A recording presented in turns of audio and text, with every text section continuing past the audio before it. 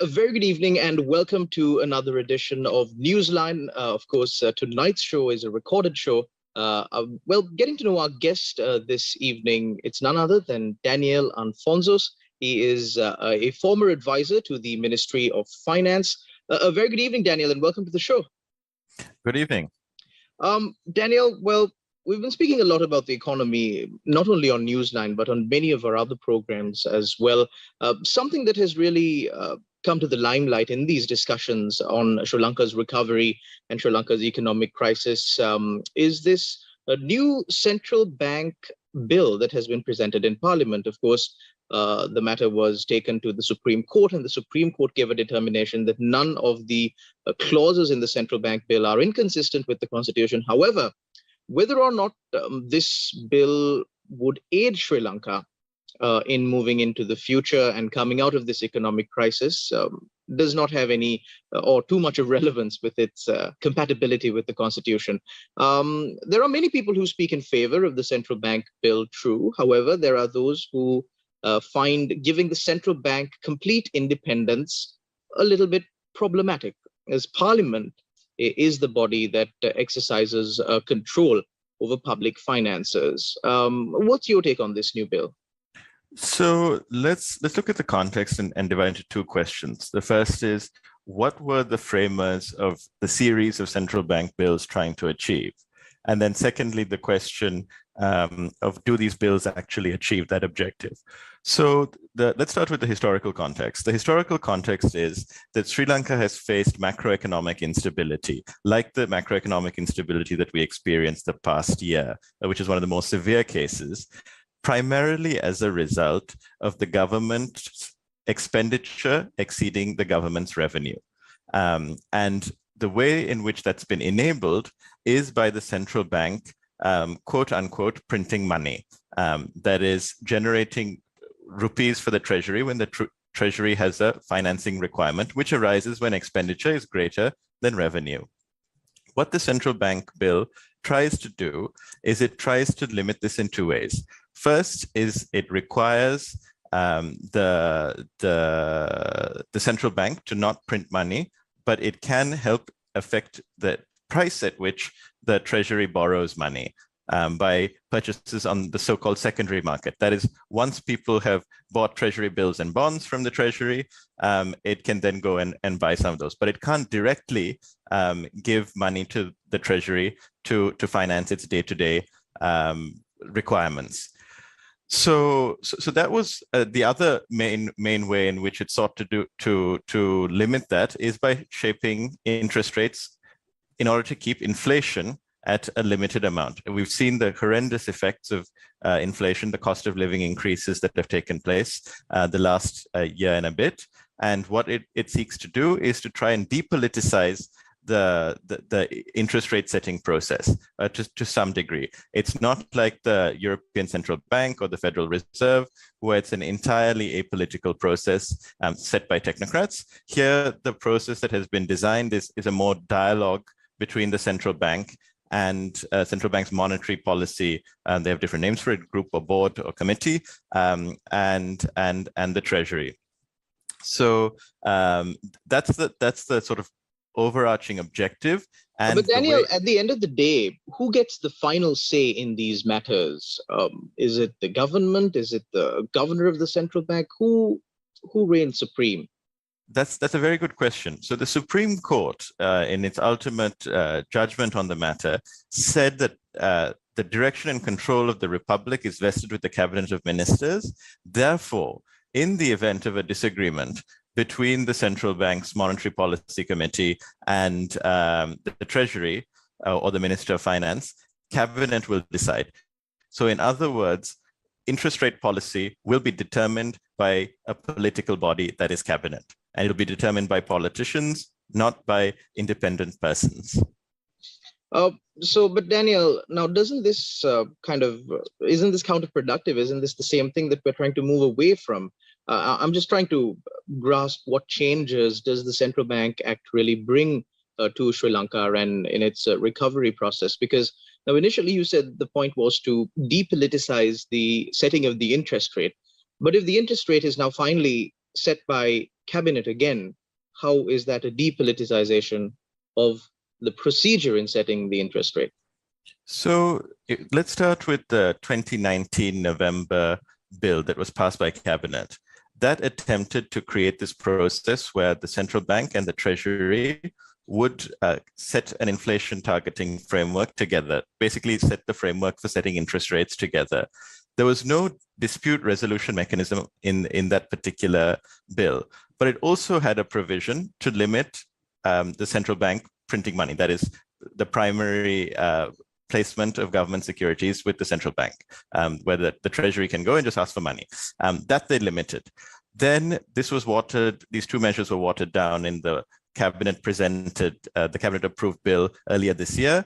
And then the central bank, the Supreme Court has further watered it down with the point I just made, that cabinet ultimately decides on the inflation targeting framework, and thereby the framework within interest rates are set. Furthermore, the limitation on the financing of the treasury directly by the central bank has also been slightly caveated by this language like liquidity in exceptional circumstances. So this also waters it down a little bit. So what we see is a continuous watering down from the intentions that were set out through a long period of deliberation that culminated in the November 2019 cabinet approved bill that's been slowly watered down. And it's still an improvement on the status quo, but does it reflect the depths of the problems we face, and does it meet those challenges? I don't think so. Does it mark a substantive change? Probably not. Does it reflect the opportunity that exists in the country today as a result of the crisis and the hue and cry for substantive reform and change? I don't think so either. But Daniel, why do you say that it doesn't create any substantial change? Because for the longest time, I think we had the worst case scenario during the previous government under former President Gotabaya Rajapaksa, when he outright appointed a politician in the form of former governor of the central bank, Ajit Niwad Cabral, as the governor of the central bank, and that entire process was politicized. So do you think issues like that are really addressed in this bill? So it helps. It has a greater system of checks and balances and accountability. So that's just why I said it is progress. It's certainly progress. There's no doubt about that. And the extent to which it is progress will be determined by practice. The extent to which cabinet will actually exercise these decisions, the extent to which the wording I mentioned about liquidity in exceptional circumstances is interpreted and used by the courts, by the officials, by the political actors, that is going to determine the extent to which the bill is a success in meeting its objectives. Not everything can be purely legislated for. But it could have been a lot stronger in terms of the law itself. I think it falls significantly short of what Sri Lanka needs and the expectations that of those who are calling for reform. Daniel, we've been talking about reforms. Finally, we have something on pen and paper in the form of the IMF agreement, the piece of paper or the agreement that was drafted both between the government and the IMF and then received IMF board approval. There are those who say that the conditions that have been imposed on Sri Lanka through this IMF agreement are too harsh. And there are even political parties in the opposition that vow to change some of these conditions when they come into power. Speaking on the longevity, at least, of this IMF agreement, we've seen there were 16 programs before. They were not long-lived. As soon as Sri Lanka got back on the horse to a certain degree, they dumped the IMF and moved forward with whatever policies they felt fit. Do you think that an opposition party, given a day they come into power in the near future, of course, would be able to change these conditions like they claim? I don't think it would be very easy to change the broad structure and form of the program.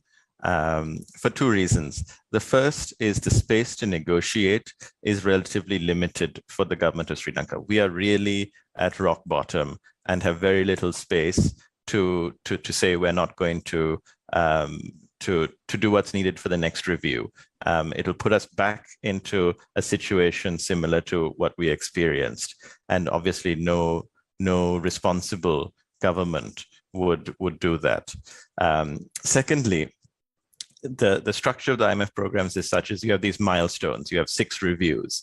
In each of those reviews, there's always a bit of space for course correction and so on and so forth, but it'll be within the framework of the broad targets that have been established. So it's kind of, if you take one apple out, a red apple out, you'll have to put a green apple in. It'll still have to be something quite substantive. Daniel, do you think that these conditions are too harsh for Sri Lanka, or Sri Lanka might not be able to meet these conditions? I know the IMF agreement itself says that there are risks in the program not working out, given Sri Lanka's political situation and also Sri Lanka's past interactions with the IMF. What's your take on this? Yeah, so I think it's a significant missed opportunity in my view. If you look at the broad structure of the program, it's actually not hugely dissimilar to the program that was there between 2016 and 2019, 2020. And for me, that shows the extent to which it's a missed opportunity. The depth of Sri Lanka's need and crisis is greater. The change in public opinion is substantive, and it really doesn't show the ambition that is required to put Sri Lanka on a road to prosperity. Even if you look at the program, it's projecting a 3% growth rate throughout the program period and beyond, actually. So in other words, it's a program that isn't designed to be particularly ambitious, and I feel that that is a huge missed opportunity, that we could have put in place the necessary reforms to put us from a 3% growth trajectory to a 5% plus growth trajectory, if we had put in things that were a little bit more ambitious. But Daniel, haven't we always done things, overestimated ourselves and done things really ambitious? For example, like the Hambantota airport, or huge economic zones surrounding the airport, the Hambantota development projects, the ports. Don't you think it's better to be cautious now that we've hit rock bottom, and well, take it slow? Don't you think that's a better option, Daniel? So I think the fact is that it's a different type of ambition. It's an ambition to put through tough reforms, building ports in the middle of nowhere, airports in the middle of nowhere with debt that you take on with very little accountability. That is not difficult reform. That is not ambition. So what is ambition is, and what is an exercise of leadership, is pushing through things that are difficult, that are not easy, that are complex, in order to transform our growth trajectory. In that sense, I think the program lacks the ambition it could have had. Then in terms of your question about, since we've had this record of not completing programs, of not doing things, does it make more sense to be more circumspect in our ambitions? There again, I'd say, unless you try and reach for something greater and something more ambitious, even if you fall short, you'll still get something. And that's what we saw in 1977. We saw Sri Lanka really seriously say, we are going to go from third world to first. We are going to become like Singapore, and put in place a significant number of measures that took us at least some of the way there. If you look at Sri Lanka's growth trajectory, it's kind of flat until 1977. It's only after 1977 that you see growth pick up and that the economy transform. So in other words, it was an extremely ambitious program. It fell short, but it was still a substantive improvement over the status quo. And I think this could have been that opportunity, but unfortunately, it doesn't seem like it's quite going to be that. Well, there are people who would agree with you, and of course, there are those who might say that the program that's there is a little bit more realistic. However, We will continue this discussion after a short commercial break. On the other side, we'll discuss how global factors, the de-dollarization and other factors will affect Sri Lanka in moving forward. Stay tuned. You're watching Newsline on TV1.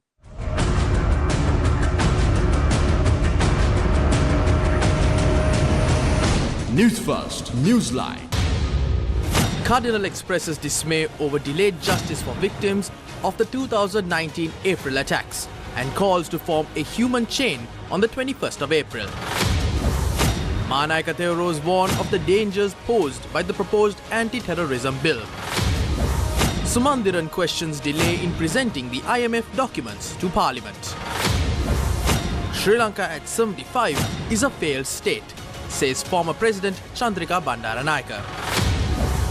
Sri Lanka gets more time to pay back Bangladesh loan.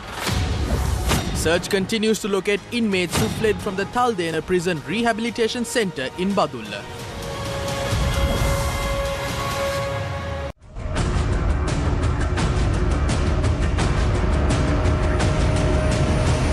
News First, Newsline. Hello there and welcome back. You're watching Newsline. We're in discussion with Daniel Alphonsus. He is a former advisor to the Ministry of Finance. Daniel, we were speaking about the current situation in Sri Lanka as far as the IMF agreement goes. However, there are also external factors that will affect Sri Lanka's progress towards the future.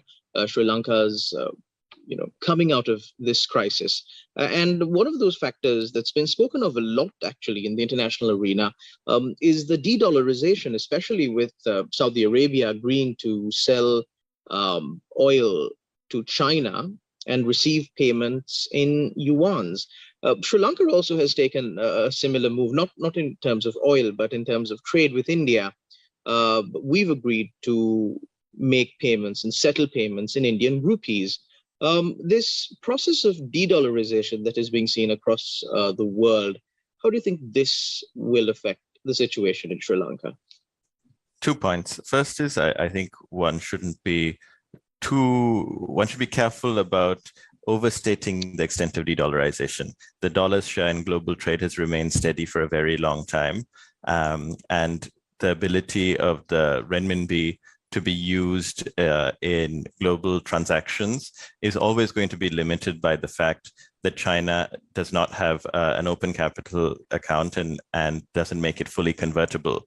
In the case of India as well, it can only apply to goods which we would want to import from India. There will be a limit to the extent of to which we can Indian rupeefy our trade, because other suppliers in other countries will not accept Indian rupees. And even from what I understand, Indian companies are also sometimes not especially keen to receive their payments in Indian rupees as opposed to US dollars, because they in turn need to pay their suppliers and so on in US dollars. So it's not something that is going to happen fast. And even slowly, I think one should be cautious in the extent to which one states the case for de-dollarization. That said, I also think it's of very limited significance to Sri Lanka's current problems. Our problems are problems of the fact that we don't raise enough revenue in taxation. We have a monetary policy that is often quite counterproductive to our developmental goals.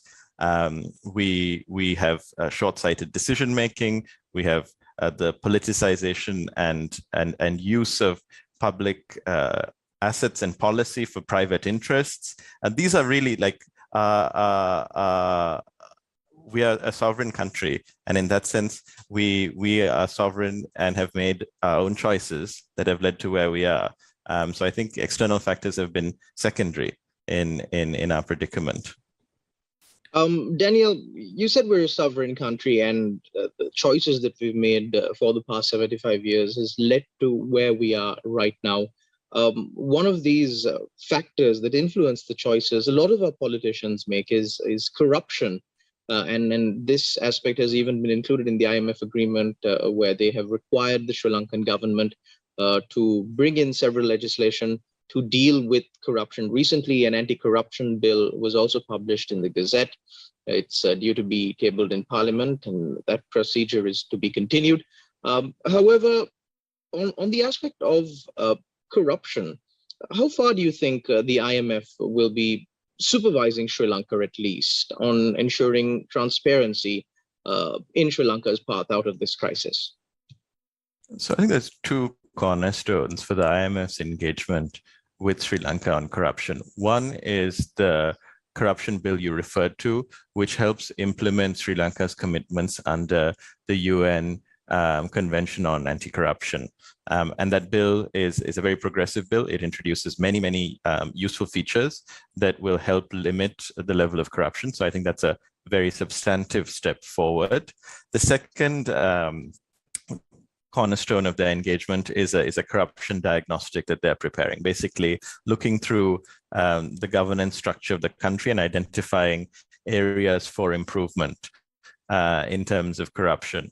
Now, I think obviously this will be helpful, but I'm not sure it'll really address some of the core problems that Sri Lanka faces in terms of its economy, at least, because in my view, a substantive share of the issues that have arisen over the past 75 years and the last couple of years as well have arisen just as much, at least, as a result of bad policy making. And that bad policy making isn't necessarily driven always by the pursuit of pure private interests. It's also a lack of effort and diligence in studying the problem. It's also, in some cases, poor ideology, and in some cases, it just seems to be plain old stupidity.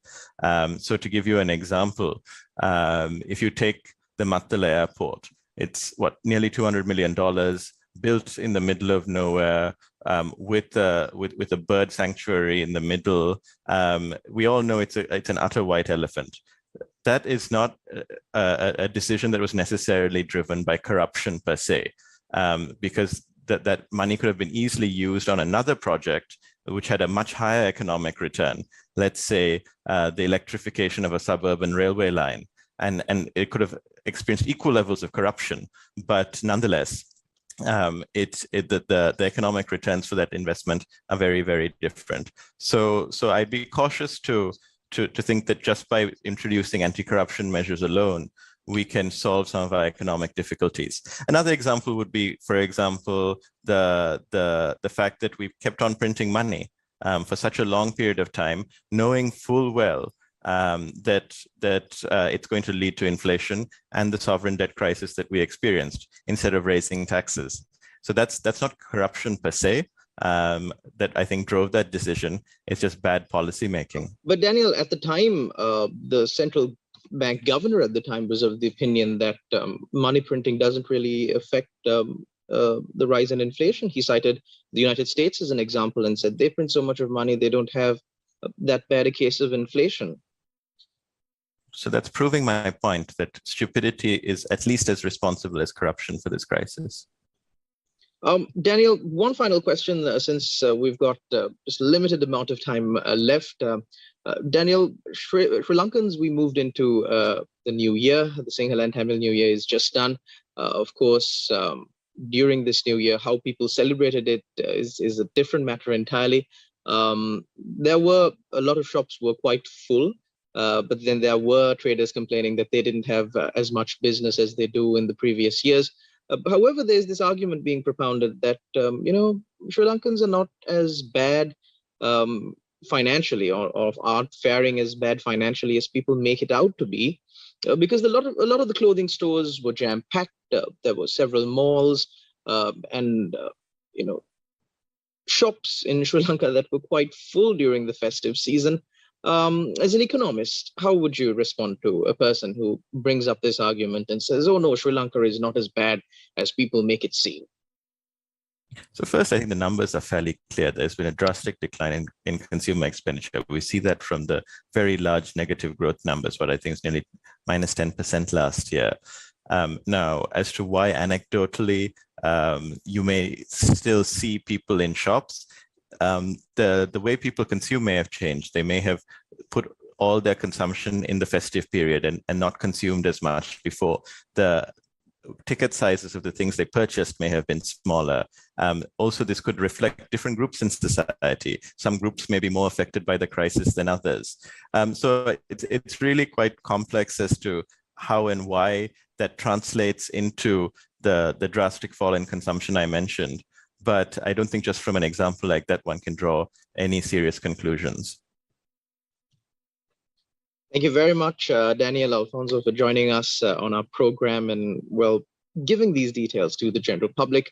Of course, we would like to have you again because this economic crisis seems to be continuing or to be continued for many years to come. Thank you very much for taking time off your busy schedule and joining us on Newsline today. Thank you very much to also all our viewers for tuning in. Until we meet again, take care and God bless.